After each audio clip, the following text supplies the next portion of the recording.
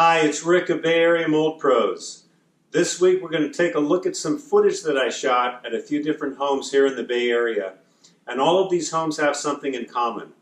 They've got retaining walls holding back a lot of soil. They were all built on hillsides. When you have this condition, you've got moisture that's going to make its way through these retaining walls into the space inside the home. Most of these homes, when they were built, this space was not intended as living space. It was extra space, it was under the home, it was storage space. But because of the high cost of real estate here in the Bay Area, this space is all now being recaptured and turned into living space, and it's creating a lot of problems. So the moisture is coming through the retaining walls. Because no waterproofing measures were taken at the time of construction, we would do that now. And the second thing is, this space is built on a concrete slab. And we have the same problem. When we pour slabs today, we put down gravel breaks, we put down waterproofing, and then we pour the concrete. In decades past, they didn't do this. So we've got moisture coming up through the concrete slab. We've got moisture coming through the concrete wall. All of this moisture is resulting in a lot of mold. We've got a bedroom here which is below grade.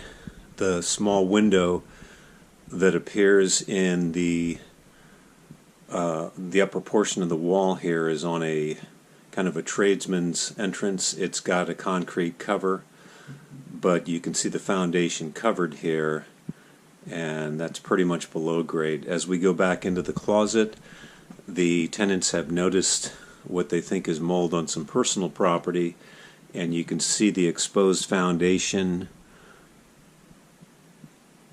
and we're definitely below grade here. Humidity in here measured in the mid-60 range, up about 66. There is a small dehumidifier running in this space, but we probably need to increase the size of the dehumidifier. So this is outside the footage we just had of the apartment below grade. We're looking at the grade out here covered with concrete, but the apartment itself is several feet below the grade level here. So we're getting water from this side of the home, the high side, making its way into the basement apartment where we were just standing. You can see the window at the far end of this wall, and that's the window that we could see in the bedroom wall above the foundation, which was boxed in. We're up on Telegraph Hill in San Francisco. This is an old apartment house on the hill here. And the second window we're looking at is the bedroom window. And you can see that this room is below grade. You can see the grade out here with the concrete on the walkway. And you've got to drop down about 3 feet to get down to what would be the floor level inside this wall. So in terms of what's behind here, what was done, whether there's a bunch of soil up against this concrete foundation wall, I'm assuming there is, and this concrete was poured on top of it. We're looking at the side of a home in Belmont. This is a 1930s vintage home, and where we're standing, we're essentially below grade. You can see the grade at the front yard, and it's at the top of these 3 steps. So everything below that is below grade in terms of the ground floor of this home. There are some water intrusion issues, and eventually there's going to need to be a French drain installed along the front of the home and the side of the home to ensure that no more water gets into this living space. Hey, it's Rick of Bay Area Mold Pros. We're standing in the ground floor space of an old home in Belmont. This space originally was not intended as living space, but because land is, of course, so valuable in the Bay Area, it was eventually developed. This is the front of the home out here, and everything around us is below grade. So we've got some moisture intrusion issues over here on this wall. This is the side wall of the home. You can see the foundation is stepping down here. Eventually, the owners are going to put a French drain out here. Eventually, there's going to be some waterproofing for the slab on which we're standing. And until you do that, you're going to continue to have moisture that comes into this space, again, for the simple reason we are below grade. So the front foundation wall of this home is holding back tons of dirt, and that dirt is saturated with water.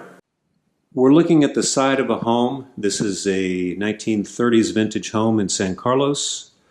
And as you look at this window on the left-hand side, the left corner of it, the left bottom corner, is about 1 foot above grade on the exterior.